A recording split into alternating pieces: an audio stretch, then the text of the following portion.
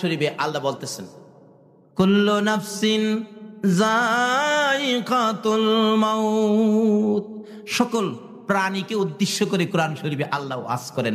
জীবন ভরা তো মাওলানা সাহেবরার ওয়াজ শুনলেন, এবার আল্লাহর ওয়াজ শুনেন। আল্লাহ সকল প্রাণীকে উদ্দেশ্য করে বলতেছেন, কোরআন শরীফে ওয়াজ করতেছেন, সকল প্রাণী একদিন মৃত্যুবরণ করতে হবে। তাহলে মহিলারাও মরবো কিনা বলুন তো? তাহলে মহিলাদের ওয়াজ শোনা দরকার আছে না? যারা এখন ঘুমাইরি চেহারার ভাগ্যটা ভালো না খারাপ? আহা,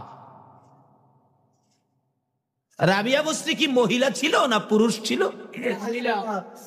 রাবিয়া বস্তির তো মৃত্যুবরণ করেছে, কি বলেন ঠিক নি?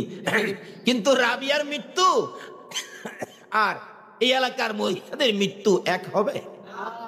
রাবিয়া মৃত্যুবরণ করে কবরে শুইছে। যারা দাফন করতে গিয়েছিল, দাফন করে কিছু আল্লাহর ওলি কাশফ, যাদের অন্তরের চোখে দেখে, এ চোখে না অন্তরের চোখে, তারা রাবিয়ার কবরের চারপাশে দাঁড়ায় রয়েছে। মুলকিন নকির আয়সা কি কয় শুনবার লেগা। রাবিয়া তো একটা মহিলা মিয়া, দাঁড়ায় রয়েছে। জিগায় মুলকিন নকির আয়সা, জিগায় তোমার রব কে? রাবিয়াকে জিগাই তোমার রব কে?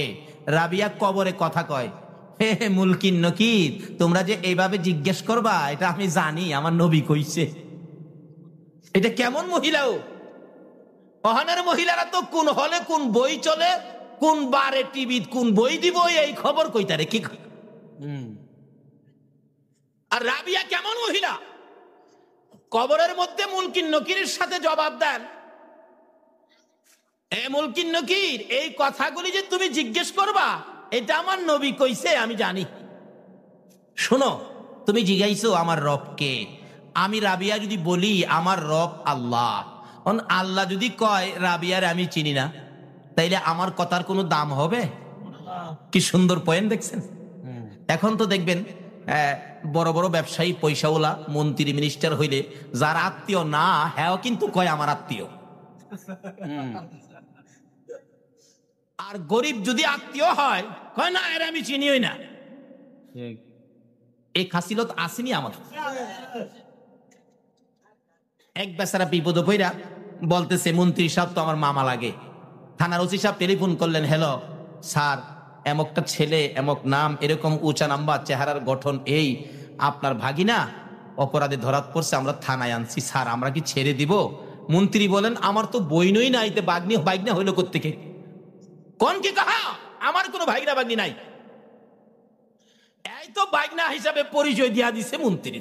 এরকম লোক আছে না বাংলাদেশে? এখন আমি যদি পরিচয় দেই আমার রব আল্লাহ, আল্লাহ যদি কয় আমি চিনি না, তাহলে এই পরিচয়ের কোনো দাম আছে? রাবিয়া কয় কবরে, মুলকিন নকির, তোমরা যা জিজ্ঞাইছো কথা রাইট, এটা তো জিজ্ঞেস করবার শুনেছি।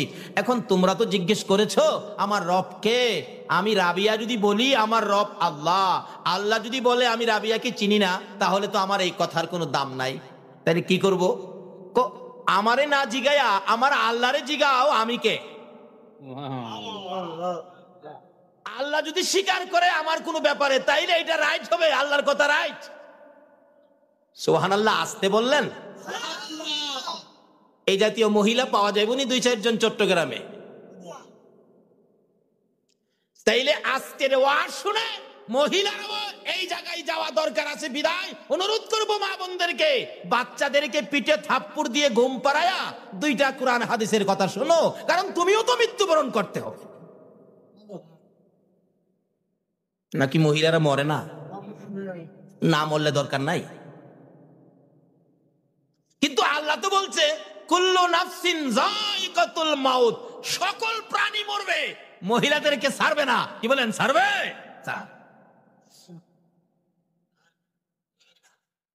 আপনারা এখানে কেউ আসেননি যে হুজুর আমি মরবো না? থাকতে পারেন, কিন্তু কাজ হবে না। যত মন্ত্রই পড়েন, মত থেকে বাঁচার কোনো মন্ত্র নাই। আল্লাহ বলছেন কুল্লু নাফসিন যায়িকাতুল মাউত, সকল প্রাণী মরতে হবে। তাইলে আমরাও একদিন মরতে হবে, মহিলারাও মরতে হবে। তাহলে মহিলাদেরও ওয়াজ শোনা দরকার আছে, খালি ঘুমাইলে হবে না। রাবিয়া বসরি এই অবস্থার মধ্যে জিজ্ঞেস করলে আল্লাহরে জিগান আমি কে, আমার কথার তো দাম হবে না, আমার আল্লাহর কথার দাম হবে। আল্লাহ ডাকে, এ মুলকিন নকির, আরে রাবিয়া তো আমার বান্দি, আইফোন রাবিয়ার কাছ থেকে জবাব নিতে হবে না, জবাবের দরকার বললে আমি আল্লাহর কাছ থেকে নিয়ে যা। এটা কেমন মহিলা? আরেকটা মহিলার জবাব আমার আল্লাহ দিয়েছেন, সুবহানাল্লাহ। বলবো নাকি কষ্ট হইতাছে আপনাদের? আগে মহিলাদেরকে কিছু দিয়া দেই নাকি? আরেকটা মহিলার জবাব আমার আল্লাহ দিয়েছে, সেই মহিলাটা হলো নবীর প্রাণ প্রিয় বিবি মা খাদিজাতুল কুবরা রাদিয়াল্লাহু। মা খাদিজা মৃত্যুর ভয়ে একদিন মৃত্যুর স্মরণ করে খুব কাঁদতেছেন। মা বোনেরা, খাদিজার মতো বিবি, যার ওসিলায় কুল কায়নাত, সে নবীর বিবি খাদিজা কত কান্না কান্দে মৃত্যুর ভয়ে। আল্লাহ যে ওয়াজ করলেন সকলে মরতে হবে, খাদিজা বলেন তাহলে তো আমিও মরবো, মরার পরে কি হবে, কি উপায় হবে? খাদিজা দুইটা চোখের পানি ছেড়ে ছেড়ে কান্দে। মা ফাতেমাতুজ জাহরা ছোট, মার গলায় ধরে কান্দে। মা ফাতেমা কান্দে, মা মা মা মা গো মা কেন কান্দো? কিন্তু ফাতেমার কথায় খাদিজা একটু জবাব দেয় না, খালি কান্দে। মা কেন কান্দো? কোন দুঃখে কান্দো? ব্যাপার কি জানতে চায়, আমার একটু জানাও না। ফাতেমা ছোট্ট, 8-9 বছর বয়স, থামে না, দৌড়ে গেলেন। আবু আবু নবীজিকে ডাকতেছে। আল্লাহর বন্ধু হও, আমার মা খাদিজা কান্দে কেন জানি, কিন্তু কান্দা তো থামায় না। আমার নবী দৌড়ায় গেলেন, খাদিজা খাদিজা রে, ও খাদিজা কেন কান্দো? খাদিজা বলেন, আল্লাহর বন্ধু হো কান্দি মৃত্যুর ভয়ে কান্দি। খাদিজার মতো নবীর বিবি হইয়া, যাই নবীর ওসিলায় কুল কায়নাত রাহমাতাল লিল আলামিনের বিবি হইয়া যদি মৃত্যুর ভয়ে কান্দে, বলুন চট্টগ্রামের মহিলারা কান্দতে হবে কিনা? এমন কান্দা কান্দতেছে, ও আল্লাহর বন্ধু মৃত্যুর ভয়ে কান্দি, আমি যে একদিন মরে যাব, মরার পরে জানি আমার কি হয়। আমার নবী বলেন, খাদিজা যেহেতু আমি তোমার পক্ষে আছি, আমি তোমার জন্য কথা বলবো, এত কান্দা তোমার কান্দতে হবে না, আমি রাসূল তো তোমার পক্ষে আছি। বলুন তো, রাসূল কারো পক্ষে থাকলে তার কোনো ভয় আছে?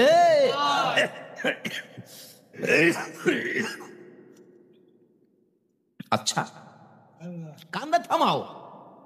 হুজুর আমার কান্দা তো থামতে চায় না, আমার কান্দা তো থামে না, তবে কান্দাটা থামবে আমার 3টা কথা যদি আপনি রাখেন। কি কথা? 1 নম্বরের কথা হলো, আল্লাহর বন্ধু হো, আমি যদি মারা যায়, আপনি আপনার একটা জামা পাঞ্জাবি দিয়া আমি খাদিজারে কাফন করবেন। কেন? ও নবী, আপনাকে সৃষ্টি না করলে জগতের কিছু সৃষ্টি হতো না। আপনার জামাটা যদি আমার গায়ে দেখে, ফেরেশতারা আমারে কবরে গেলে কিছুই কইতো না। নবীর প্রতি কত মহব্বত, কত ভালোবাসা। রাসূল মুস্কি মুস্কি হাসে। খাদিজা এ কি বললা হুজুর, এটার ওয়াদা দেন রাখবেন কিনা? যাও যাও, ঠিক আছে, কারণ বিবিকে তো রাসূল ভালোবাসতেন, কথাটা শুনে রাখলেন। ঠিক আছে, আমি তোমার কথা রাখবো। হুজুর আরেকটা কথা, কি আমার যে কবরটার মধ্যে শোয়ায়া দিবেন, এই কবরের মাটিটা আপনি নবীর পিঠ মুবারক দিয়ে মাটিটা একটু মরাইয়া দিয়ে আসবেন। আমারে শুয়াইবার আগে আপনি নবী আগে কবরটার মধ্যে শুইবেন। আচ্ছা ঠিক আছে। 2 নাম্বার। 3 নাম্বার হলো, আল্লাহর বন্ধু হো, আমাকে কবর দিয়া সবাই তো আয়সা পড়বেন, মুলকিন নকির জানি আমাকে কবরে কি প্রশ্ন করে কি কথা জিগায়, আমি তো এই প্রশ্নের জবাব দেওয়ার সাহস আমি খাদিজা রাখি না, ভয় করতেছে, আমার কাঁদতেছি। ও স্বামী, ও আল্লাহর বন্ধু, ও রাহমাতাল লিল আলামিন, আমার 3য় নাম্বার দাবি হলো, আমার কবরের পাশে আপনি বসে থাকবেন, সব বিদায় হয়ে যাবে, মুলকিন নকিরের সোয়ালের জবাবটুকুন আপনি নবী দিবেন। রাসূল বলেন, যাও, তোমার 3টা কথার ওয়াদা দিলাম, আমি তোমার 3টা কথা রাখবো। খাদিজা দুনিয়ার থেকে বিদায় হলে গোসল দিয়ে নবীজির পাঞ্জাবি দিয়া কাফন করেছে। কি ভাগ্য! আল্লাহু আকবার। নবীর পাঞ্জাবি যদি কাফনে থাকে আর কোনো ভয় আছে? আল্লাহু আকবার। এক আল্লাহর ওলির জীবনীতে পাওয়া যায়, আল্লাহর ওলিরা কবরে কি হয় দেখে কিনা কন্ত। এক কবরস্থানের পাশে দিয়ে এক আল্লাহর ওলি হাইটা যেতেছে, এমন সময় দেখে এই কবরের মধ্যে আযাব চলছে, ভীষণ আযাব। একটা লোকের কবর দিয়া মানুষ খালি সরে গেছে। মুলকিন নকিরে এত জুড়ে প্রেসার দিয়ে তাকে প্রশ্ন করতেছে, প্রশ্নে তার শরীর ফাইটা যেতেছে, এত করা আওয়াজ। বলতেছে তোমার রবকে। ওই লোকটা খালি কাফে, কোনো জবাব দেয় না। আরেকটা ধমক দিলেন, তোমার রবকে। তিনবার যখন ধমক মারছে, আল্লাহর ওলি দেখতেছে দাঁড়াইয়া, আর ওই কবর থেকে লোকটা বলতেছেন, হে মুলকিন নকির, আমাকে এইভাবে ধমক দিয়ে দিয়ে কথা বলতেছস? তুই আমারে চিনস? আমি তো আখিরি নবীর উম্মত, আর কোনো আমল নাই। আমার মুখে নবীর সুন্নত, সাদা দাড়ি দেখছস?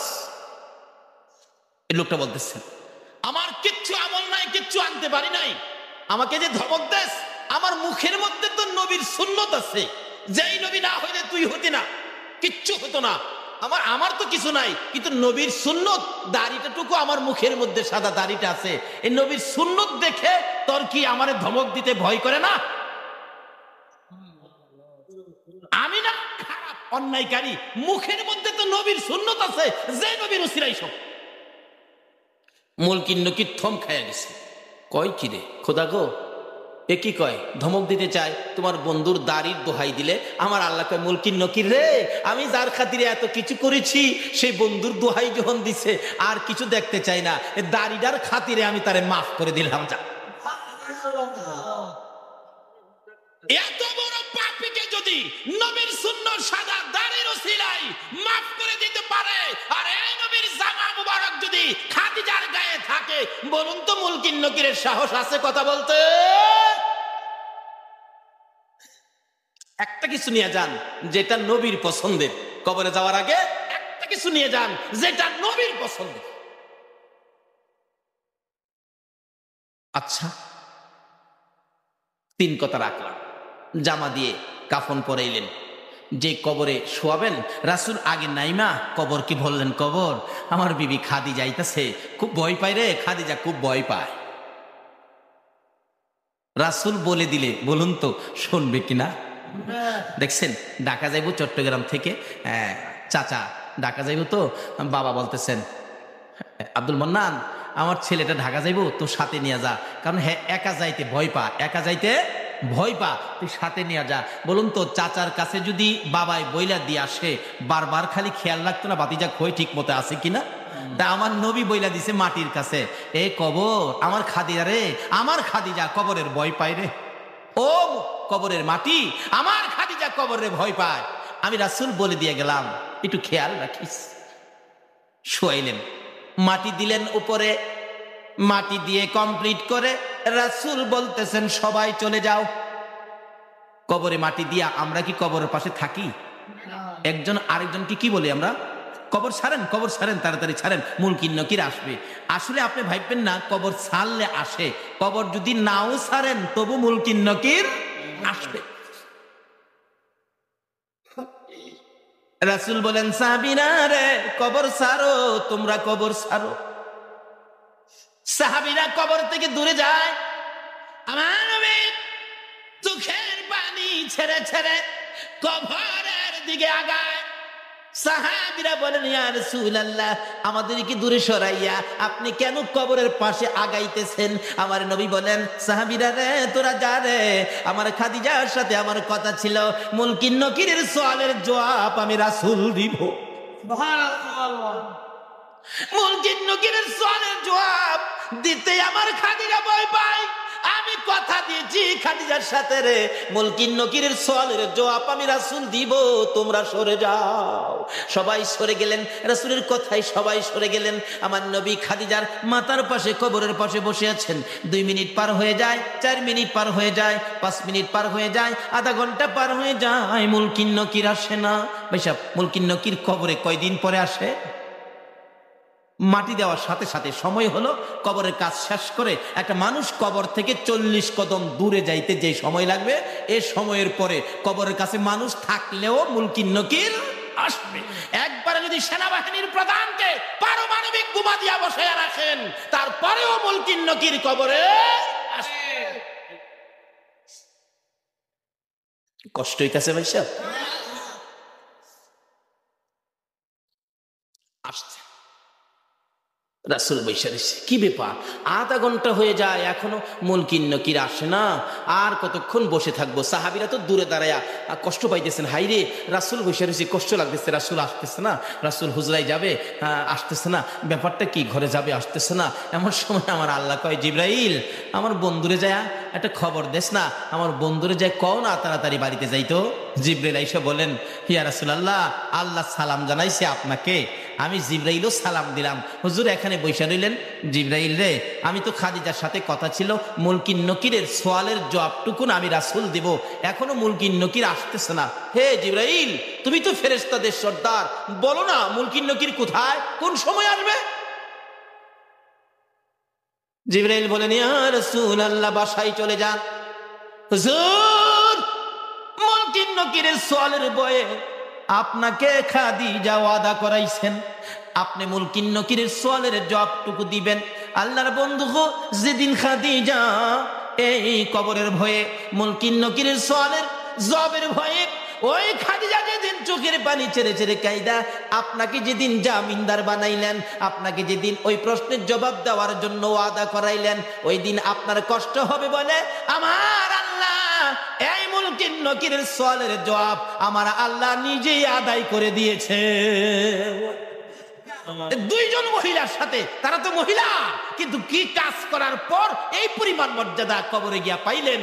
কিন্তু সকল মহিলাদেরকে কবরে যেতে হবে কিনা বলুন তো? তাইলে আমরাও যাব, মহিলারাও যাবে। যাওয়ার আগে কি করতে হবে? আল্লাহ রাব্বুল আলামিন বলতেছেন সকল প্রাণীর উদ্দেশ্যে, সকল প্রাণী একদিন মৃত্যুবরণ করবে। আল্লাহ নিজে বলতেছেন, তাহলে এবার সকল প্রাণীর ওয়াজ শেষ, এখন আমাদের দিকে আসছে আল্লাহ। আল্লাহ বলেন, এই মানুষ তোমরা কিন্তু মরবা। তোমরা কেন মরবা জানো? আমি বানানোর সময় তোমরা রে মরার মেডিসিন দিয়া বানাইছি। সুবহানাল্লাহ। ওই যে আল্লাহ বলতেছে কোরআন শরীফে, খলিকাল ইনসানু যায়ীফা, আগে বলছে সকল প্রাণীরে, ডাইরেক্ট শুধু আমাদের উদ্দেশ্যে ওয়াজ করেন কোরআন শরীফে, খলিকাল ইনসানু যায়ীফা, হে মানুষ আমি তোমাদেরকে দুর্বল করে বানাইছি, একবারে দুর্বল। কারণ মরতে যখন হবে অত মজবুত করে লাভ কি, দুর্বল করে বানাইছে। মৌতের টিকেট আমাদের সকলের সাথে আছে কিনা? আজকে আপনাদের মাহফিলে আসছি, এখানে ফুটন্ত গোলাপ যুব সংঘের উদ্যোগে আয়োজিত মাহফিল। জিগান ছেলেদেরকে আমি বলছি যে আমি তো আসলাম, আমার যাওয়ার টিকিট কাটো, আগে যাওয়ার টিকিট কাইটা নিয়ে আইছে, কালকে যাব, আজকেই টিকিট কাটা। তা আমরাও যারা দুনিয়াতে আইছি মৃত্যুর টিকিট সকলেরই কাটা কিনা বলুন তো? মৃত্যুর টিকিট সকলেরই কাটা। আল্লাহ বলেন, বান্দারে মরতে হবে, হে মানুষ, খলিকাল ইনসানু যায়ীফা, আমি তোমাদেরকে দুর্বল করে বানাইছি। কেরে? মৃত্যু যখন হবে, মরতে যখন তোমাকে হবে, এত মজবুত করে লাভ কি? যেটা থাকবে না এটারে বেশি খাওয়াইয়া লাভ কি? দুর্বল, মরতেই হবে। আল্লাহ বলতেছেন খলিকাল ইনসানু যায়ীফা, আমাদেরকে উদ্দেশ্য করে আমাদেরকে দুর্বল করে বানাইছে। আচ্ছা বলুন তো, আসলে আমরা দুর্বল কিনা? কি দুর্বল মিয়া? পুলিশে পারে না কন্ট্রোল করতে, মাঝে মাঝে আমাদের দেশে সেনাবাহিনী মোতায়েন করতে হয়। পুলিশে কন্ট্রোল করতে পারে কি? দুর্বল হইলে নে, আমরা দুর্বল না। আল্লাহ তো বলতেছে দুর্বল, আসলে তো আমরা দুর্বল। আচ্ছা এখন কি আমাদের কথা রাইট হবে নাকি আল্লাহর কথা রাইট হবে? দুর্বল যে আমরা বাস্তবে বুঝুন, এটা মুরগির বাচ্চা, মুরগি যে বাচ্চা ফোটায় দেখছেন তো? একটা মুরগির বাচ্চা দেখবেন ডিমের থেকে সকালবেলা বাহির হয়েছে, বিকাল বেলাই দেখবেন মার সাথে হাঁটতেছে, এবং মা যদি কোনো জিনিস ঠুকরাইয়া খাইতে দেয় দেখবেন বাচ্চা খাইতে পারে না, তবু ঠুকরায়। সকালের বাচ্চা বিকাল বেলা মার সাথে হাঁটে, তাদেরকে দুর্বল বলে নাই, কিন্তু আমাদেরকে দুর্বল বলছে কেন? বাস্তবে আসুন। আচ্ছা আমরা কি সকালে দুনিয়াতে আইসা বিকাল বেলা কোনো মানুষ মার সাথে হাঁটতে পারছি? সারাদিন তো চোখই খুলছি না, দাদি আয়া গালো দিয়ে ধাক্কাইছে। আল্লাহ কয়, বান্দারে তোরা দুর্বল কিনা বানাইছি। মুরগির বাচ্চা দুর্বল না, কিন্তু মানুষ দুর্বল। আল্লাহ বলছে খলিকাল ইনসানু যায়ীফা, দুর্বল, তোরা দুর্বল। এখন যদি আল্লাহরে জিগায়, আল্লাহ গো আমরা দুর্বল কিরা বানাইছেন, দুর্বল কি দিয়া বানাইছেন? এখানে গ্রাম এলাকার লোকজন অবশ্যই থাকতে পারেন। ছোটকালে আমরা কিন্তু একটা খেলা খেলতাম, ঠুলি মুসি দিয়া বালু বাতা খেলতাম ছোটকালে আর কি। আপনারাও খেলছেন কিনা জানি না। আর না খেলার তো কথা না, বাচ্চারা তো সবাই ছোটকালে খেলে। গ্রাম এলাকাতে ঠুলি মুসি দিয়া বালু বাতা রান্না বাড়া করে, আবার ছোট গিরে ঘরও বানায়, ঘর বানায় ছোট গিরে ঘর। এই ছোট গিরা যে গ্রাম এলাকাতে বাচ্চারা খেলার সময় ঘর বানাই, তো এই গড়ের পালাখিলা কি দিয়া দিত আপনারা কি কেউ বলতে পারবেন? গড়ের পালাখিলা কি দিয়া দিত? শোলা, শোলা, পাটখড়ি শোলা দিয়া। আর গড়ের ছানি দিত কচু পাতা, না হয়তো কলা পাতা। এই কচু পাতা, কলা পাতা, শোলার পালা দিয়া বানায়া এই ঘরে আমরা খেলতাম ছোটকালে। প্রশ্ন আসতে পারে যে হুলার পালা দিয়া কেন? এটা খেলার ঘর, তো 2 ঘন্টা বা 3 ঘন্টা পরে এটা ভাই গেলাম, বিদায় এটা নরম কিনে বানাইছি। আচ্ছা, আপনাদের কি প্রশ্ন করলে যে ঘরটা কিছুক্ষণ পরে ভেঙে ফেলবেন, এই জন্য ঘরের পালা হইল শোলা, পাটখড়ি দিয়া বানাইছে দুর্বল কিরা? আল্লাহ বলেন বান্দারে, তোমরা যখন যেটা ভাই গেলাইবা দুর্বল কিরা হুলার পালা বানাইছো, আমিও তোমরা মৃত্যুবরণ করবা দেখিয়া আমিও তোমরা দুর্বল কিরা বানাইছি। অহন আপনাদেরকে জিগাইছি ছোট্ট ঘরটা কিদা বানাইছেন? হোলা দিয়া। আল্লাহরে লন্না জিগায়, আল্লাহ গো আমরা যে তুমি ভেঙে দিবা, মৃত্যুবরণ করব, আমরা তুমি কি দিয়া বানাইছো? আল্লাহ তুমি কি দিয়া বানাইছো বলো? আল্লাহ জবাব দিবেন, ইন্না খালাকনাল ইনসানা মিন নুতফা। আমার আল্লাহ বলেন বান্দারে, আমি শোলার চাইতে আরো নরম এমন এক জাতীয় জিনিস দিয়া তোমাকে বানাইছি, দুর্গন্ধযুক্ত। ইন্না খালাকনাল ইনসানা মিন নুতফা, একবারে নাপাক, একবারে দুর্বল, একবারে নরম জিনিস দিয়া তোমাকে বানাইছি।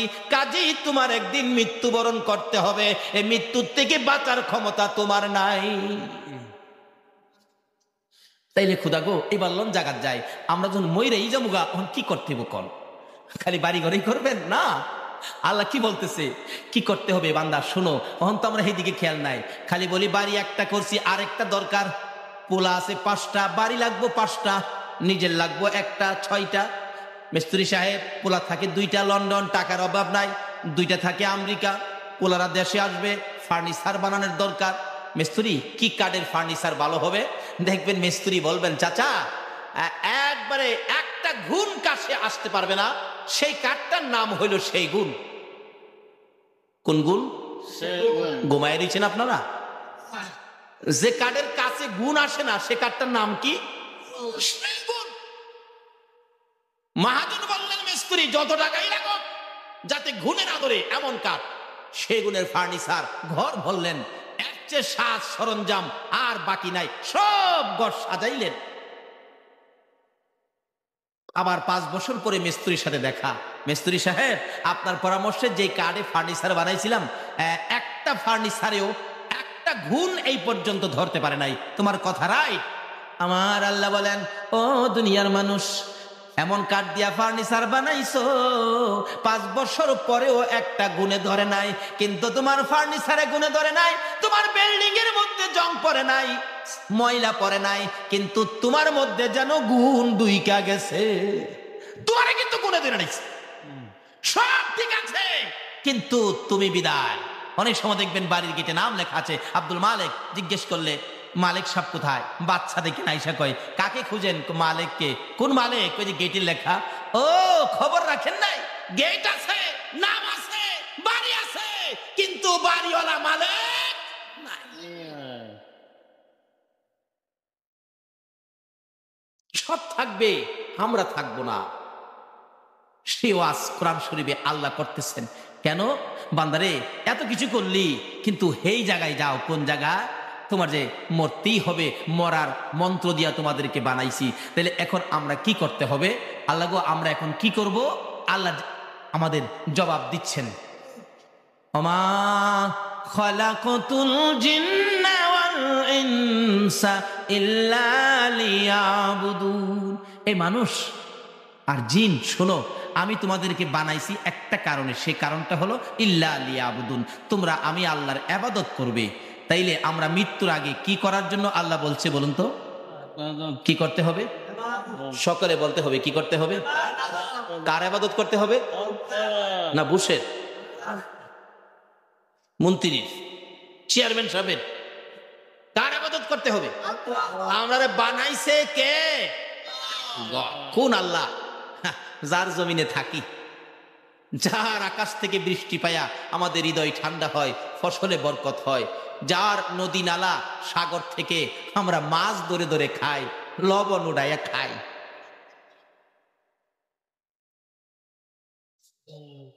সে আল্লাহর ইবাদত করতে হবে। বলুন কার ইবাদত? আল্লাহ। এখন ফেরেশতাদেরকে বলতে, ফেরেশতারা এত রাত্রে কিছু মানুষ আমার আল্লাহ কইতেছে, ব্যাপারটা কি? ফেরেশতারা কই, খোদা গো, তারা এখন বলতেছে তোমার ইবাদতের কথা, তোমার ইবাদত বলে করা দরকার। তোমার আল্লাহ কিয়া ডাক দিয়া বলতেছে আল্লাহর ইবাদত। আল্লাহ কই, তারা কি আমার আল্লাহ কইছে? কহ কইছে তো। তাহলে আমার যে আল্লাহ কুইয়া ইবাদতের কথা স্বীকার করছে, এই পর্যন্ত তো ইবাদত করতে পারে নাই। এই পর্যন্ত ইবাদত না করার কারণে যা গুনাহ হয়েছে, এই যে ইবাদতের জন্য স্বীকার করে আমাকে আল্লাহ বলে ডাক দিয়েছে, এই পর্যন্ত যা গুনাহ ছিল আমি আল্লাহ সব মাফ করে দিলাম। এখন থেকে যদি আমরা ইবাদতে শরীক হয়ে যাই তাহলে কি পাবো? আসুন সামনে বাড়ি। আল্লাহর ইবাদতের জন্য এখন প্রশ্ন আসতে পারে, আমরা যদি আল্লাহর ইবাদত করি, হুজুর আল্লাহ আপনারে কি দিব? লন আল্লাহর জিগাই। অনেক সময় দেখবেন বাচ্চা বাচ্চা পোলাপান স্কুলে যায় না, স্কুলে যায় না, মা বলেন বাবা স্কুলে যাও, স্কুলে যাও, বাবাও বলতেছেন স্কুলে যাও না। মাঝে মাঝে বাচ্চা পোলাপান দেখেন জবাব দেন, আবু স্কুলে গেলে আমারে কি দিবেন? মা আমাকে কি দিবেন স্কুলে গেলে? মা দেখেন বলে, বাবা দেখেন বলে, যাও তোমাকে আজকে স্কুলে গেলে 10টা টাকা তোমাকে দেওয়া হবে। বাচ্চা মাকে স্কুলে যাইলে কি দিবেন প্রশ্ন করলে মা যদি জবাব দেয় 10 টাকা দিবে। আমরা আল্লাহর ইবাদতের জন্য আল্লাহ বললেন, আমরা যদি ইবাদত করি আল্লাহ কি দিবে? সকলে মিলে লন আল্লাহর জিগায়, আল্লাহ গো আমরা তোমার ইবাদত করলে তুমি আমারে কি দিবা কও? আল্লাহ জবাব দিতেছে কোরআন শরীফে, ফাদখুলি ফি ইবাদি ওয়াদখুলি জান্নাতি। জোরে জোরে কোন সুবহান। আমার আল্লাহ জবাব দেন, আজকের মাহফিলের আমার আদুরের বান্দারা শোনো, মার কাছে যখন ছেলে প্রশ্ন রাখে স্কুলে যাও, স্কুলে গেলে কি দিবা? মা তোমাকে 10টা টাকা দিল। আমার কাছে যখন প্রশ্ন রাখছো আমার ইবাদত করলে তোমরা আমি আল্লাহ কি দিব প্রশ্ন রাখছো, বান্দারারে জবাব নিয়ে যাও, ফাদখুলি ফি ইবাদি ওয়াদখুলি জান্নাতি। বান্দারারে তোমরা যদি আমি আল্লাহর ইবাদতের মধ্যে ঢুকো, কথা দিলাম আমি তোমাদেরকে 10টা পৃথিবীর সমান একটা জান্নাতের মধ্যে ঢুকাইবো। এই ওয়াদাটা কার? এখন কিভাবে ইবাদত করবেন? ইবাদতে যেই বেজাল, খাস করে বাংলাদেশে কি বলেন, এক হুজুর কয় এমনে আর এক হুজুর কয় হেমনে, এক পিসাব কয় এমনে আর এক পিসাব কয় হেমনে, অনেক সময় ফিরে ফিরে লাগা বইটা। এখন যদি প্রশ্ন করি প্রভু গো আমরা কিভাবে ইবাদত করে জান্নাতে যাব, আমার আল্লাহ তাও ফায়সালা করে দিচ্ছেন, আমাই ইউতির রাসূল ফাকাদ আতাল্লাহ। তোমরা আমার রাসূলের কথা মতো ইবাদত করো, আরে নবীর কথা মানবে যারা হবে জান্নাতি। কন্যা নবীর কথা মানবে যারা হবে জান্নাতি, না মানিয়া আবু জাহেল হইল দুজুকি, না মানিয়া আবু জাহেল। নবীর কথা মানবে যারা হবে জান্নাতি, নবীর কথা মানবে যারা হবে জান্নাতি, না মানিয়া আবু জাহেল হইল দুজুকি, না মানিয়া আবু জাহেল। আল্লাহ বলতেছেন জান্নাতে যাইতে গেলে আমার এই নবীর কথা মাইনা কাজ করতে হবে, নবী যেভাবে বলে এটাই হবে জান্নাতি ইবাদত। জোরে কোন সুবহানাল্লাহ। নবীর কথাগুলি মানলে আমাদের লাভ হবে না লস হবে? এই নবীর কথা মানা দরকার আছে কিনা বলুন তো? মানলে আবু বকর, না মানলে আবু জাহেল। আপনারা কি আবু বকর হবেন না আবু জাহেল হবেন? আবু বকর নবীর কথা মানতো কিনা? আল্লাহু আকবার, কিভাবে মানতো দেখেন। আমার নবী একদিন বলতেছেন, আবু বকর জি মনে হয় মক্কায় থাকতে পারবো না রে। হিজরত করতে হবে মদিনায়, সঙ্গী হবে তুমি আবু বকর। মনে হয়, আসলে নবীর মনে হয়টাই কনফার্ম। এই দিন থেকে আবু বকর রাত্রে এশারের নামাজ পড়ে কিছু সামানা লইয়া, কাদের মধ্যে সামানার বোঝাটা লইয়া দরজার কিনারে দাঁড়ায় রয়েছে। সারা রাত পার হইয়া ফজর আজান পড়ে গেছে, নামাজে চলে গেছে। এইভাবে একটানা 6 মাস পর্যন্ত নবীর কথা মান্না। বলুন, কার কথা মান্না? নবীর কথা। 6 মাস পর্যন্ত দরজা। 6 মাস শেষ যেদিন, রাত্রের বেলা নবী আইসা ডাকতেছে। কেন? আবু জাহেল 40টা বংশ থেকে 40 জন শক্তিশালী যুবক নিয়ে আমার নবীর হুজরা মক্কা নগরীতে আমার নবীর ঘরকে ঘেরাও করেছে। আবু জাহেলের নেতৃত্বে 40 জন যুবক, 40টা বংশের তরবারি হাতে নিয়ে এমন ভাবে ঘেরাও করেছে। আবু জাহেলের নির্দেশ, আমার ভাতিজা যেন এই ঘর থেকে বাহির হইয়া যাইতে না পারে, এই ঘরের মধ্যে ভাতিজাকে শেষ করে দাও। কিতাবে লেখে, যুবকগুলি এইভাবে দাঁড়াইছে ঘরের চারপাশে, একজনের পিঠের সাথে আরেকজন পিঠ লাগাইছে, যাতে ফাঁকে দিয়া যাইতে না পারে। নবী ঘুমিয়ে আছে, জিবরাইল এসে ডাকে, ইয়া রাসূলুল্লাহ, আর ঘুমাবেন না, অবস্থা ভালো না। কি রে জিবরাইল? হুজুর, আবু জাহেলের নেতৃত্বে আপনি রাসূলকে দুনিয়ার থেকে বিদায় করে দেওয়ার জন্য চারদিক ঘেরাও করে আবু জাহেলের সঙ্গ ফাঙ্গরা তরবারি নিয়ে দাঁড়িয়ে আছে, আপনাকে যেতে দিবে না।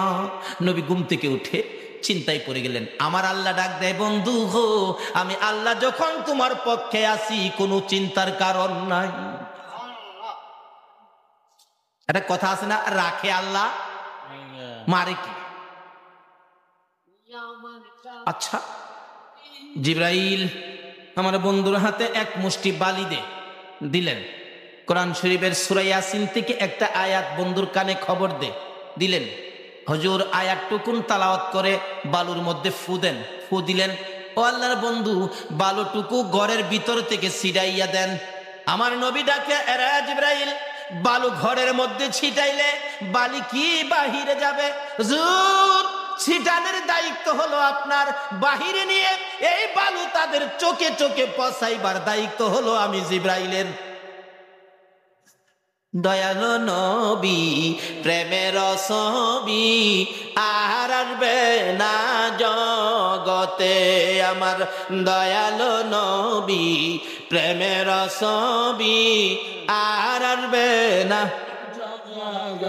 হাসর দিনে উম্মত বিনে, হাসর দিনে উম্মত বিনে যাবে না নবীজি বেহেশতে।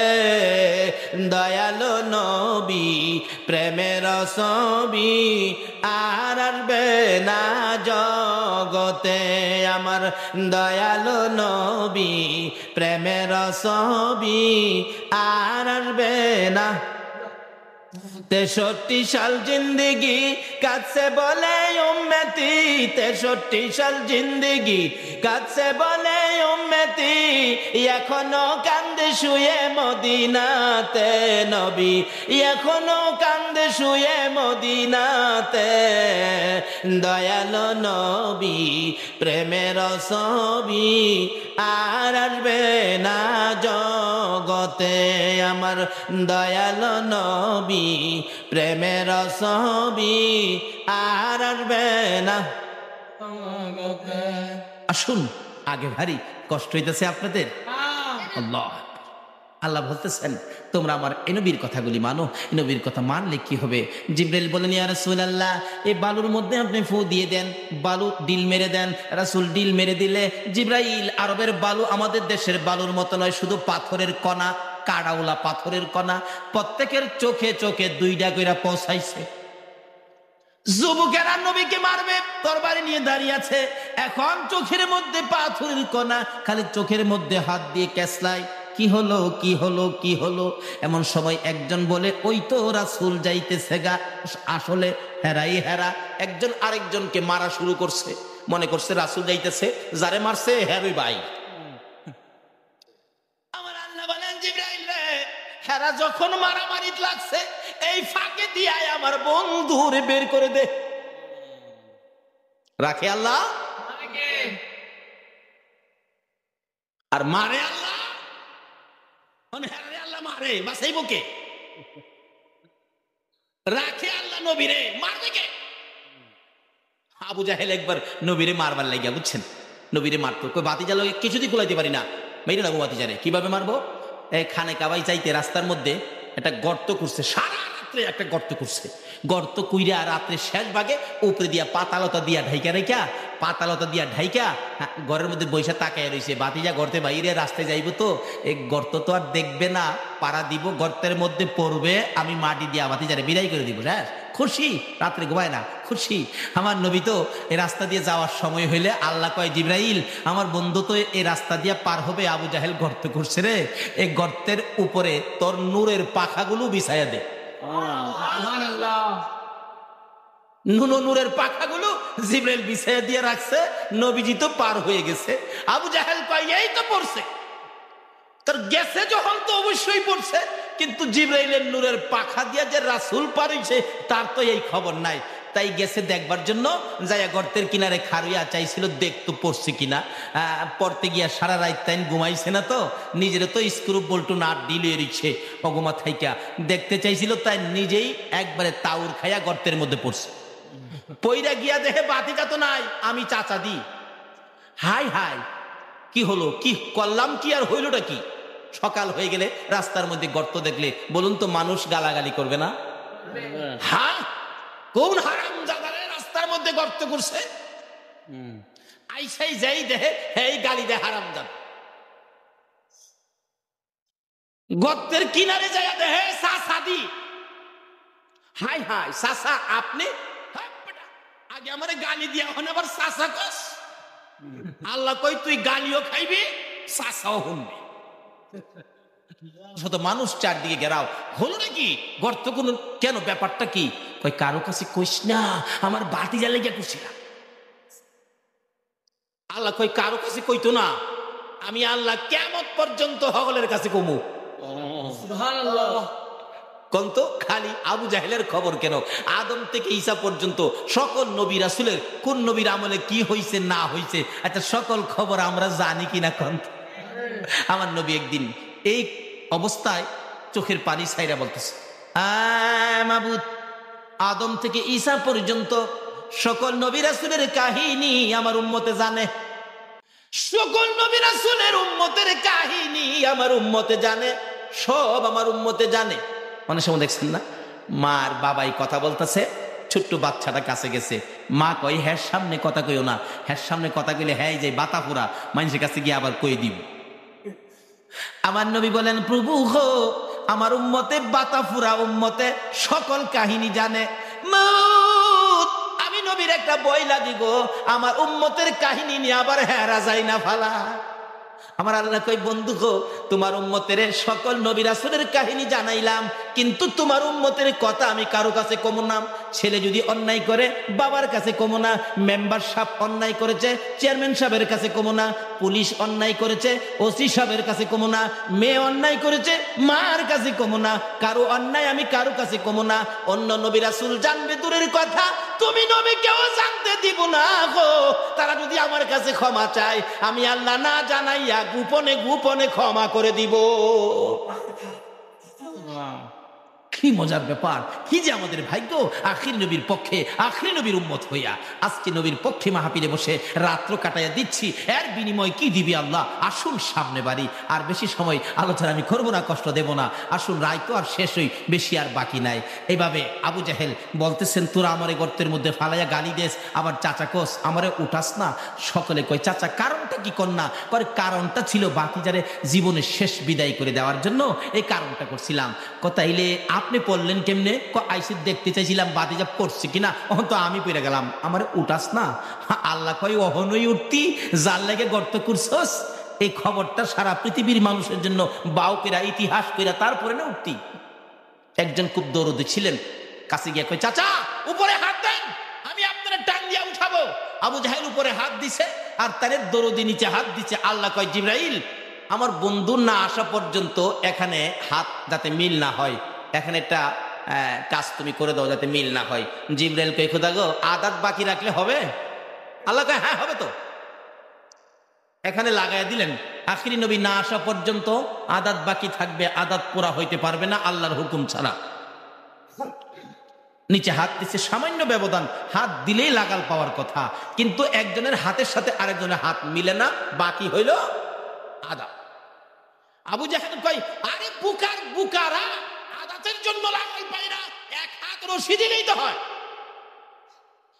এক হাত রশি দিলে আমার আল্লাহ কয় জিবরাইল রে, মাবুদ গো আদাত ঠিক আছে, দিছে এক হাত রশি, বাকি আদাত।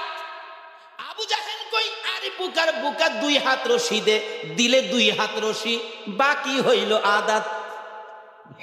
আমার আল্লাহ জিগায় জিবরাইল, না মাবুদ ঠিক আছে, আদাত পুরা হবে না।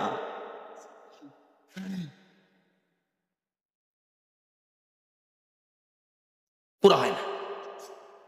কিতাব বলেন দিতে দিতে 70 গজ 140 হাত রশি দেওয়ার পরেও আদাত আর পুরা হয়। দেখেন না মাঝে মাঝে দোকানও লেখা থাকে আজ নগদ কাল বাকি। এক বেচারা গরিব মানুষ চাউল কিনতে গেছে, 2 কেজি চাউল নিবে, বাচ্চা কাচ্চা কাঁদতেছে, যাইয়া দেখে লেখা আজ নগদ কাল বাকি। আজকে যখন নগদ বাকি আজকে দিবে না, কালকে দেখা যায় বাকি দিবে, কালকে সকালে এসে নিব। সকালবেলা ডাইকা দোকানতে উঠাইছে, ভাই সাহেব 2 লাখ চাউল দেন, আমি তো আবার চায়া দেহে কি লেখা আজ নগদ। আচ্ছা এইটা ভাই সাহেব, এই নগদ কি জীবনে, এই বাকি জীবনে নগদ হইব? আল্লাহ কয় জিবরাইল, বাকি লাগাইছি, আল্লাহ বাকি লাগাইছি আদাত।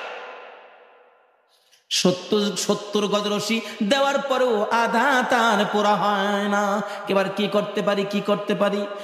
অবশেষে নিচ থেকে আবু জাহেল উপরে তাকাইয়া দেখে, তোরা কারা রে, আর রশি দিস না, আর মাটির নিচে নিস না, মাটির অবস্থা ভালো দেখা যায় না, মন বলে মাটি আমাকে ধরে ফেলবে, আর রশি দিস না। আমার বাতিজা কই রে, আমার বাতিজা সারা উঠাইতে পারবি না। একজনে দৌড়ে যায়, ইয়া রাসূলুল্লাহ, আপনার চাচা 70 গজ মাটির নিচে, আমরা যদি হইতাম তাহলে কি করতাম বলুন? 70 গজ, 2-4টা পাথর উপরে ছাইরা দে, শেষ হইয়া যাক, বহু জ্বালা জ্বালাইছে। দয়ার নবী, মায়ার নবী, এত কষ্ট যে নবীকে দিল আবু জাহেল চাচা হইয়া। আমার নবী চাচা বিপদে গর্তের মধ্যে খবর পাইয়া চট করে ঘর থেকে বেরিয়ে যাইতেছে, গর্তের কিনারে যাইয়া ডাকে, চাচা গো, এ গর্ত তুমি কার জন্য করছো? এবার জবাব দেন ভাতিজা, আগে গর্তের উপরে উঠাও বলবো। আমার নবী বলেন, চাচা গো, আমি যখন আসছি নিশ্চয়ই তোমারে উঠাবো, বলো এই গর্ত কার জন্য করছো? আবু জাহেল বলেন, বাবা রাগ হইও না, এ গর্ত আমি তোমার জন্য করছি। আমার নবী 2টা চোখের পানি ছেড়ে ছেড়ে কান্দে, চাচা, চাচা গো, এইভাবে আর কত আমার সাথে দুশ্মনী করবা? তুমি না জানো আমার মা নাই, আমার বাবা নাই, তুমি না নিজে আমাকে একদিন ছোটকালে জঙ্গলার কিনার থেকে নিয়ে আসছো। নবীজির বয়স যখন 6-এর কম কম ছিল, একদিন বাবার ব্যথায় কানতে কানতে সন্ধ্যার দিকে বাঘ ভাল্লুকের জঙ্গলার দিকে আমার নবী রওনা হয়ে যায়। যাইতে যাইতে যাইতে যাইতে জঙ্গলার কাছাকাছি যায়, কানতে কানতে বাবা বাবা কইয়া কান্দে, আব্বু আব্বু কইয়া কান্দে।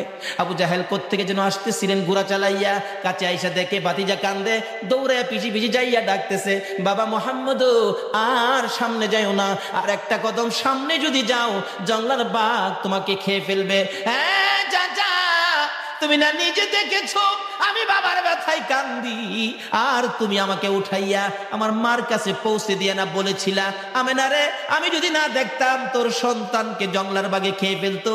আমার মা আমেনা তোমাকে কি বলেছিল? আমেনা এই খবর পাইয়া জবাব দেন, রে আবু জাহেল, না না, আমার এই সন্তানকে জঙ্গলার বাঘে খাইতে পারবে না। রে আমেনা, তুমি কেমনে জানো খাইতে পারবে না? আমেনা বলেন, আবু জাহেল রে, আমার এই সন্তান যেদিন আমি আমেনার পেটে ছিল রে, একটা জঙ্গলার বাঘ আইসা আমাকে কানে খবর দিয়েছিল, আমেনা গো, তোমার পেটে রাহমাতাল লিল আলামিন গো আমেনা, জঙ্গলার বাঘ আমার পায়ে সালাম করে বিদায় হয়ে গেছে। আবু জাহেল যেই নবী পেটে থাকার সময় জংলার বাঘ আমাকে খবর দিয়া সালাম করে যায়, এই শিশু নবীরে জংলার বাঘে খাবে না। শুধু তাই নয়, আমি একদিন এই নবীকে পেটে লইয়া পেটে থাকা অবস্থায় মাটির কুয়ার থেকে পানি উঠাইতে গিয়েছিলাম। 60-70 ফিট নিচে পানি। আমি বালতির মধ্যে রশি লাগাইয়া পানি উঠাবো, কুয়ার পারে গেলে কে যেন সাফা পর্বতের উপর থেকে ডাকতেছে, জিব্রাইল রে, ও জিব্রাইল, আমার বন্ধুর মা আমেনা পানি উঠানোর জন্য কুয়ার পারে দাঁড়াইছে রে, আমার বন্ধুকে পেটে লইয়া রে জিব্রাইল। এত নিচ থেকে আমার বন্ধুর মা আমেনা বন্ধুরে পেটে লইয়া যদি পানি উঠাই রে জিব্রাইল, আমার বন্ধুর মার কষ্ট হবে। আমেনার বালতিওয়ালা রশি নিচে ছাড়বার আগে রে জিব্রাইল নিচের পানিগুলি উপরে উঠাইয়া দে। নারে তাকবীর, নারে রিসালাত, নারে গাউসিয়া। আমরা সে নবীর উম্মত, নবীর প্রেমে রাত্র কাটাচ্ছি। কি যে বকশিস, কি যে পুরস্কার, এই তো সামনে আইসা গেছে। সংক্ষেপ আলোচনা, এর মধ্যে বিস্তারিত আলোচনা করলে কয়েক রাত্রের দরকার। এবার আমিনা বলতেছেন, ও আবু জাহেল, আমার এই বাবারে জংলার বাগে ধরবে না, নিচের পানিগুলো উপরে উঠা গেছে। অন্য ছেলেরা, অন্য মহিলারা, অন্য লোকেরা যেইভাবে নদীর থেকে পুকুর থেকে কলস বুড়ায়, আমি আমেনা ঠিক সেইভাবে মাটির কুয়ার থেকে পানি বুড়াইয়া কাঙ্কে লইয়া যখন গোড়ের দিকে রওনা হইছি রে আবু জাহেল, হঠাৎ করে দেখি আকাশের মধ্যে গুনগুনি শব্দ শোনা যায়। তাকাইয়া দেখি এক জাক পাখি উইরা উইরা আসতেছিল। পাখির সর্দার নির্দেশ দিলেন, রে পাখিরা আর সামনে বাড়িস না, ওই যে দেখ আমেনা দাঁড়াইয়া রইছে। যে আমেনার পেটে রাহমাতাল লিল আলামিন রে পাখিরা, ওই আমেনার উপরে দিয়া উইরা যাইস না রে, বেয়াদবি হবে। এমন সময় দেখি আমেনা ওই কলসি কাঙ্খে লইয়া দাঁড়িয়ে বলতেছেন, ও আবু জাহেল, আমার পেটে রাহমাতাল লিল আলামিন বিদায়, পাখিগুলি আমার উপরে দিয়া উইরা যায় না। যাহার জন্য হইল সৃজন আকাশ জমিন, সেই নবীর প্রেমে পাগল হও রে মুমিন।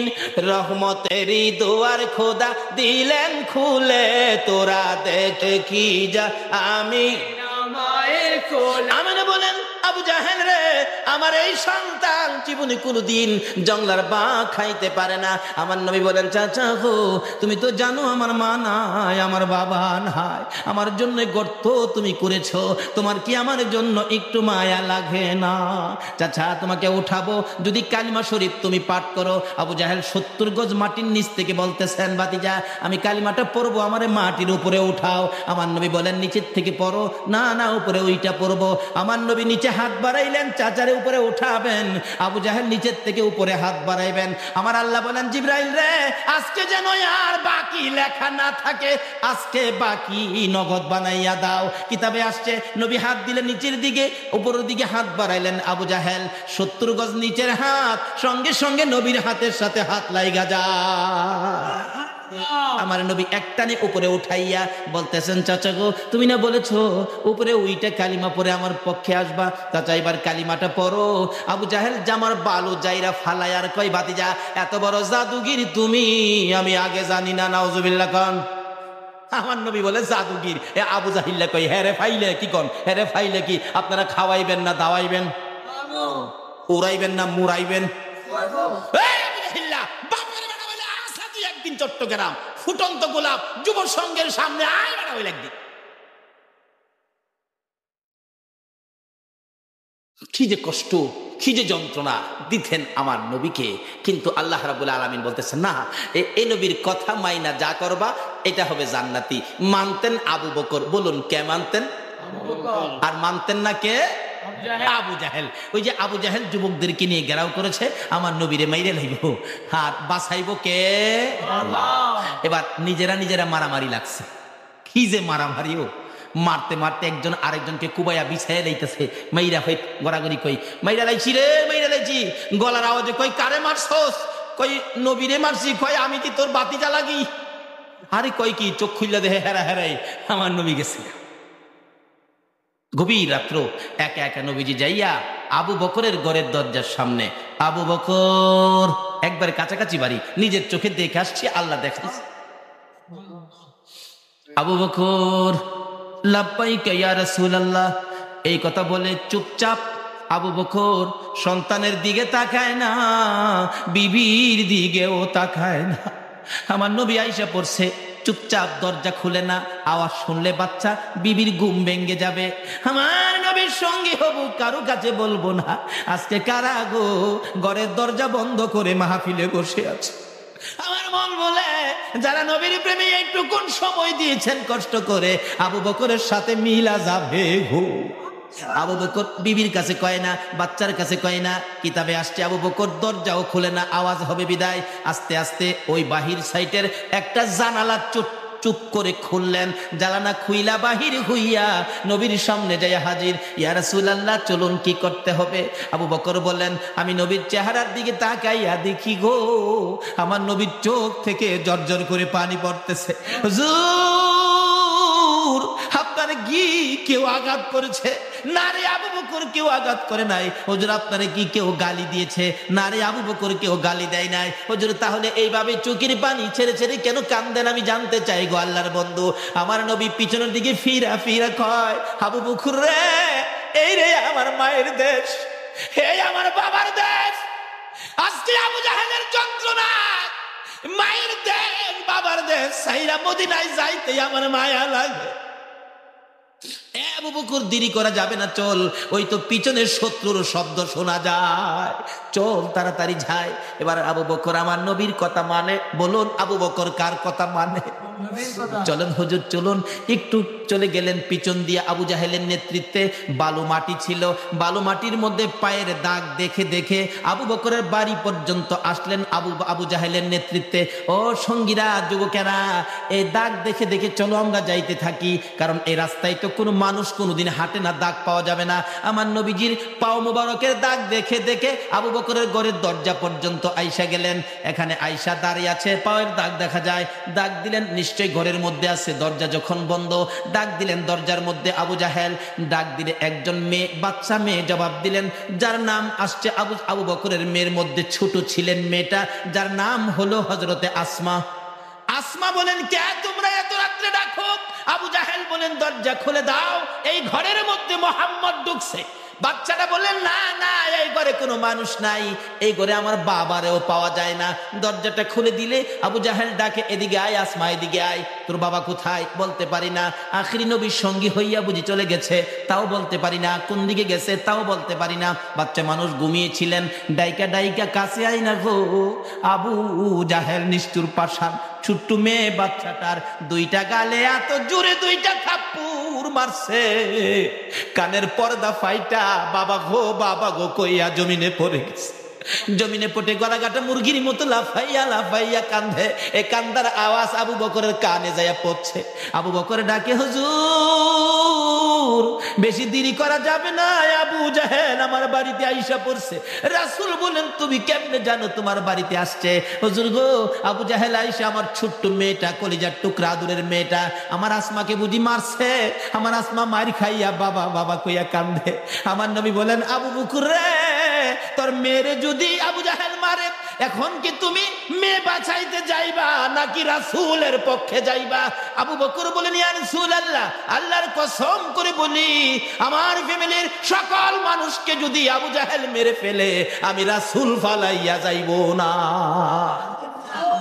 আমার আল্লাহ বলেন, আবু বকর রে, আমার নবীর এত ভালোবাসা তুমি দিয়েছো।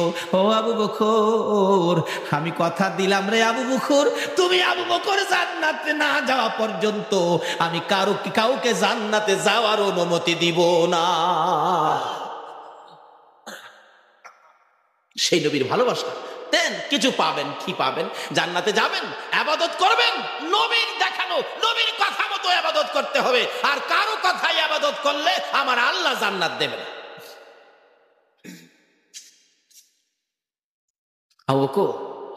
পিছের শব্দ শোনা যায়, আইসা করছে গারে সুর পাহাড়, একবারে মক্কার কাছে। মদিনা যাইতে খালি মক্কা থেকে বাহির হয়েছে নবীজি। গারে সুর পাহাড়ে আমরা তো আগে শুনতাম, আগে ভাবতাম যে হয়তো সমতল রাস্তা দিয়ে হাইটা যাইতে কোনো গর্তের মধ্যে নবীজি আবু বকরকে নিয়ে আশ্রয় নিয়েছেন, কিন্তু না, নবীজি আশ্রয় নিয়েছেন এটা পাহাড়ের উপরে, পাথর, শুধু পাথরের পাহাড়। নবীজি যাইতেছে, এদিক দিয়ে সকাল হইতেছে। আচ্ছা বলুন তো, সকালবেলা যদি পাহাড়ের মধ্যে কেউ নড়াচড়ি করে দেখা যাবে না? কিন্তু পাথরের পাহাড়, কি কুদরত! যারা মক্কায় গিয়েছেন অবশ্যই দেখেছেন গারে সুর পাহাড়টা এদিকদার সকল অবস্থান সকল জায়গা ফর্সা হয়ে আসতেছে, আর নবীজি পাহাড়ে উঠার কারণে পাহাড়টা আন্দার হয়ে যাইতেছে। এখনো যা দেখবেন গারে সুর পাহাড়টা একবারে কালো পাথরের পাহাড়, একবারে কালো আন্দার হয়ে থাকে। পাথরকে প্রশ্ন করবেন, পাথর তুমি কালো হয়ে আন্দার হইলে যে? পাথর জবাব দিবে, রাসূলকে হেফাজত করার জন্য আমি অন্ধকার হয়ে গেছি। পাথর হইয়া রাসূল চিনে গো, উম্মত হইয়া রাসূল চিনলাম। আমার নবী বলেন, আবু বকর এই পাহাড়ের মধ্যে দেখো কোথাও কোনো গর্ত পাওয়া যায় কিনা। এই গর্তের মধ্যে আমরা বসে থাকি, দুশমনেরা চলে গেলে আমরা মদিনার দিকে চলে যাব। আচ্ছা হুজুর, দেখতেছি হঠাৎ দেখে যে পাহাড়ের ফাঁকে একটা সুড়ঙ্গ পথ আছে, এর মধ্যে দুইজন লোক কোন রকম বসতে পারবে। আবু বকর বলে, হুজুর আমি আগে এর ভিতরে যাইয়া দেখি কোনো শত্রু, কোনো বিপদ আপদ পোকামাকড় আছে কিনা। ঠিক আছে যাও, যায় দেখে না পরিষ্কার। রাসূল গো আপনি আসেন। নবীজি ভিতরে ঢুকছেন, এই মুখের উপরে এই পাতা লতা বাহির হইয়া গর্তের মুখটা বন্ধ হয়ে গেছে। মা করাইসা এর মধ্যে জাল বুইনা ফালাইছে, কবুতর আইসা জালের মধ্যে ডিম পাইরা দিছে। কিছুক্ষণ পরে ডিমেতে বাচ্চা বাহির হইয়া চিউ চিউ করতেছে। সুবহানাল্লাহ। সকল প্রাণী আমার নবীরে ভালোবাসা দেয় কিনা বলুন তো? আল্লাহ বলেন কেন দিবে না? সকল সৃষ্টির কারণ হলো আমার এই নবী, যার কথা মানার জন্য তোমাদেরকে বলেছি। পায়ের দাগ দেখে দেখে কাফের আবু জাহেল বেঈমান সঙ্গীদেরকে নিয়ে আসলেন, কিন্তু পাথরের কিনারে পাহাড়ের কিনারে আইসা আর পায়ের দাগ পাওয়া যায় না। এখন ব্যাপারটা কি? নিশ্চয়ই এই পাহাড়ের কোথাও আছে। তালাশ করে ঘুরতেছে, ঘুরতে ঘুরতে ঘুরতে ঘুরতে একজন একজন করে একবারে একবারে কোনো জায়গা ফাঁকা নাই, এইভাবে দেখতে দেখতে আসতেছে। কিতাবে আসছে নবীজি যেই গর্তের মধ্যে ছিল, এই গর্তের কাছাকাছি আইসা একটা লোক বলতেছেন, সামনে একটা গর্ত দেখা যায় রে, এর মধ্যে আছে। আবু বকর বলেন, ইয়া রাসূলুল্লাহ আর বাঁচা যাবে না। রাসূল বলেন, লা তাহজান ইন্নাল্লাহা মা'ানা। আবু বকর ভয় পেও না, ঘাবড়ায়ো না, আল্লাহ আছে আমাদের সঙ্গে। বলুন কে আছে? আল্লাহ কি খালি নবীর সঙ্গেই থাকবে? নবীরে যারা ভালোবাসবে তাদের সঙ্গে থাকবে না? তো করতে করতে একটা ছেদ্রু বন্ধ করার রুমাল কোলায় না, পায়ের মোটা আঙ্গুলটা দিয়ে ছেদ্রু বন্ধ করে দিলাম। রাসূল ঘুমাইতেছে। একটু পরে এই গর্তের মধ্যে একটা সাপ ছিল, নবীকে দেখার জন্য 6 মাস বসে রয়েছে। সাপটা আইসা নবীজির শরীর মুবারকের মজার গন্ধ পাইয়া সাপটা এসে ধাক্কাইতেছে, কাপড়ের পট্টি দিয়া বাহির হওয়া যায় না। আবু বকরের পাওটা যে এই গর্তের মধ্যে ছিল, ছেদ্রুর মধ্যে ছিল, ধাক্কা দিলে পাওটা একটু সরে, আবার ধাক্কা বন্ধ করলে চাপা দিয়া ধরে। সাপ ভাবতেছেন এটাই বুঝি রাস্তা পার হয়ে বাহির হওয়ার জন্য। ধাক্কা দেয়, সরায়, জুড়ে ধাক্কা দেয়, একটু সরে আবার বন্ধ হয়ে যায়। সাপটা অপারক হইয়া নবী দেখার পাগল হইয়া ও অসহ্য হইয়া অধৈর্য হইয়া আবু বকরের পায়ের মধ্যে দংশন করে দিল। আবু বকর ব্যথায় অস্থির হইয়া কান্দে, মাউত, আমি আবু বকরের জীবন যাইতে পারে গো, রাসূলের ঘুম ভাঙাইতে পারি না। একবার দংশন করলেন, আবু বকরের পাও সরে না, আবার দংশন করলেন, তবু আবু বকর পাও সরায় না, ব্যথায় অস্থির, সমস্ত চেহারা কালো হয়ে গেছে। আবার দংশন করলেন, 3 বারের মাথায় আবু বকর বেহুশ হইয়া পড়ে গেলে আমার নবীর ঘুম ভেঙে গেছে। ওইটা দেখে সর্প দাঁড়াইয়া রইছে, আবু বকর জমিনে পড়ে রইছে। আমার নবী জিগায়, সর্পরে আমার আবু বকর কি সর্বনাশ করলি? সর্প ডাকে, হুজুর বেয়াদবি ক্ষমা করে দিয়েন, আমি আবু বকরকে ধ্বংস করার ইচ্ছা ছিল না। আমি শুনেছি আল্লাহর হাবিব এই রাস্তায় হিজরত করে মদিনায় যাবে, আবু জাহেল সঙ্গীদেরকে নিয়ে আপনাকে আক্রমণ করার জন্য আসবে, আপনি গর্তের মধ্যে আশ্রয় নিবেন গো। আমি অপেক্ষায় ছিলাম, আপনি নবী গর্তের মধ্যে আশ্রয় নেওয়ার জন্য আসলে আমি সাপ গর্তের মুখের মধ্যে পাহারা দিব। আপনার কোনো শত্রু যদি আসে আমি সাপ দংশন করে দুনিয়া থেকে বিদায় করে দিব। হুজুর আপনার আগমনে আবু বকর আমারে বাধা দিল, আবু বকর ভাবছে আমি বুঝি আপনাকে দংশন করব নবী গো, আল্লাহর কসম করে বলি 6 মাস পর্যন্ত বসেছিলাম আপনি নবীর পক্ষে ওই কাফেরদের মোকাবেলা করার জন্য। জংলার সর্প হইয়া নবী চিল্ল গো, উম্মত হইয়া নবী চিল্লাম না। এইবার সারা বিষ পানি হইয়া আবু বকর সুস্থ হইয়া দাঁড়াইলে। অনেক লম্বা ঘটনা। আবু বকর চলো সন্ধ্যা হয়ে গেছে, মদিনার দিকে রওনা হই। যাইতে যাইতে যাইতে যাইতে আবু বকর নবীর কথা মতো হাঁটতে হাঁটতে 2 দিন 3 দিন হয়ে যায়। হঠাৎ করে আবু বকর ডাকেন, ইয়া রাসূলুল্লাহ পেটের খিদায় আর হাঁটতে পারি না, হুজুর কিছু না খাইলে আর হাঁটতে পারবো না। আবু বকর বলেন, কই খাবি? এখানে তো কোনো বাড়িঘর নাই, শুধু মরুভূমি, কই খাবি? হুজুর তাই তো, বাড়িঘর তো দেখা যায় না, খালি তো মরুভূমি, কই খাবো? মানুষ পাইলে বাড়িঘর পাইলে তো খাইতে পারতাম, আছে বাড়িঘর? আবু বকরকে, হুজুর নাই নাই বাড়িঘর নাই। রাসূল বলেন, আবু বকর এদিকে আসো। এদিকে আসলে নবীজির এর ডাইন হাত মুবারক আবু বকরের চোখের মধ্যে এইভাবে লাগাইলেন। আবু বকর দেখো তো এখন কিছু দেখা যায় কিনা। আগে কিন্তু মরুভূমি কিচ্ছু নাই। নবীজির বরকতের হাত লাগানোর পরে আবু বকর বলেন, তাকায়া দেখি সামনে একটা বাড়ি দেখা যায়। আগে বাড়ি নাই, এখন করতে আইলো। আল্লাহ হয়, এই বকরির বাচ্চাটার মধ্যে দুধের ব্যবস্থা করে দাও, আমার আবু বকর দুধ খাবে, আমি রাসূল দুধ খাবো। দাবিটা করছে কে? এই নবীর কথা আমার আল্লাহ রাহেনিও, রাহেনি। সঙ্গে সঙ্গে আবু বকর বলেন, ছোট্ট বকরির বাচ্চা মোটা তাজা হয়ে গেছে। সঙ্গে সঙ্গে দেখি বকরির মধ্যে দুধের জোয়ার আইসা গেছে। বকরির বাচ্চাটা বেমাইতেছে দুধের ভরে। আমার রাসূল বলেন, আবু বকর রে একটা দুধের বান্ড নিয়ে আসো। ডাকতেছে মহিলাকে, মা মা একটা বান্ড দাও। মহিলা বলেন, এই কি কারবার, জীবনে তো দেখি নাই। বাচ্চা বড় হলো, দুধ দিবে। বলুন তো, বাচ্চা দুধ নিজে খায়, এখন যদি দুধ দিতে পারে, এই বাচ্চার দুধের মালিক কি ইহুদি হবে? বাচ্চা দুধের মালিক কে হবে বলুন? রাসূল হবে। ওই দুধের বান্ড বালতি সহ ওই মহিলার কাছে পৌঁছাইয়া দাও। মহিলা দাঁড়াইয়া রইছে, কি পাগলের খেলা, কি আশ্চর্য খেলা। বান্ড দিলেন, বকরি দিলেন, বকরি যাইয়া খালি মহিলার দিকে তাকাইয়া থাকে। এ কথাই বুঝি বুঝাইতে চায় মহিলাকে বকরি নিজে। ও বকরির মালিক, জীবনে এই খেলা আর দেখছনি?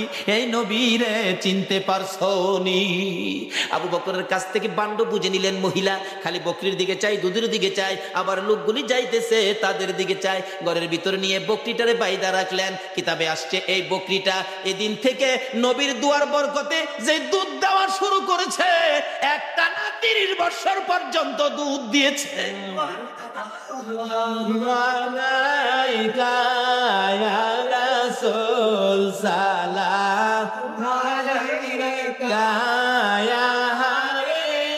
জান্নাতি মেহমান নিয়ে হাত বাড়াইছে। মউত এত বড় রাত্র তোমার বন্ধুর প্রেমে কাটাইয়া দিছে। গাউসে পাকের স্মরণে মাহফিলে বসে এ রাত্র কাটাইয়া দিছে। মাহবুব গো, ফুটন্ত গোলাপ যুব সংঘের উদ্যোগে আজকের মাহফিলে যারা শরীক হয়েছে, যারা টাকা পয়সা বুদ্ধি পরামর্শ দিয়ে মাহফিলকে এত সুন্দর করেছে, যারা দূর দূরান্ত থেকে এসে মাহফিলকে সাজিয়েছে, মাহবুব রে এই হাতগুলি তোমার দরবারে বাড়াইলাম, একবারে খালি বাড়াই নাই। তুমি যার প্রেমে সব বানাইছো, ওই নবীর উপর দুরুদ ও সালাম মদিনা পাঠাইয়া রে মাবুদ পিছে পিছে হাত বাড়াইছি। মাউত জানি না 2টা হাত আর কতদিন বাড়াইতে পারবো।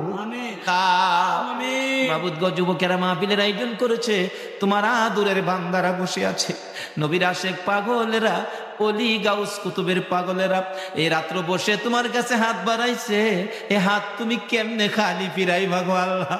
তোমারে আগে কো আমার মার খবর কি? বড় ভাইয়ের চোখের পানিগুলো জর্জর করে পড়তেছে, কোনো কথাই বলতে পারতেছে না। ডাকতেছে, আয় গাড়িতে আয়। না ভাই, মার খবর কো। মার খবর কয় না, কানতে কানতে জমিনে পড়ে গেছে। দৌড়া যাইয়া বাবার পায়ে পড়ে গেছে। বাবা গো, ও বাবা, ভাই কিছু কয় না, তুমি বলো আমার মার খবর কি? ইল্লাল্লাহু মুহাম্মাদুর রাসূল সাল্লাল্লাহু আলাইহি ওয়াসাল্লাম।